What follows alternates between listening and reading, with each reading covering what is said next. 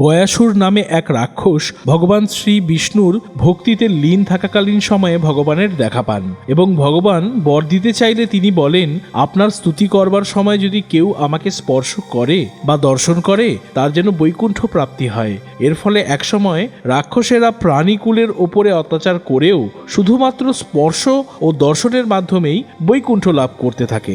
ভারসাম্য বজায় রাখবার জন্য বেগতিক দেখে স্বয়ং ব্রহ্মা গয়াসুরের শরীরের ওপর এক যজ্ঞানুষ্ঠান করবার অনুমতি চান। গয়াসুর প্রসন্ন হয়ে অনুমতি দেন। যজ্ঞানুষ্ঠান শেষ হলে পূর্বের ঘটনার পুনরাবৃত্তি বন্ধ করবার জন্য শ্রী বিষ্ণু গয়াসুরের বুকে পা রাখেন। গয়াসুর কামনা করে তার পা যেন সারা জীবন এভাবেই তার বুকের ওপর থাকে। তখন তিনি বর প্রদান করেন যে তার অদৃশ্য পা সবসময় তার বুকের ওপরে থাকবে এবং এই স্থানে কেউ প্রেতের পিণ্ডদান করলে সেই প্রেত মুক্তি পাবে। সেই স্থানই এখন প্রেতগয়া নামে বিখ্যাত।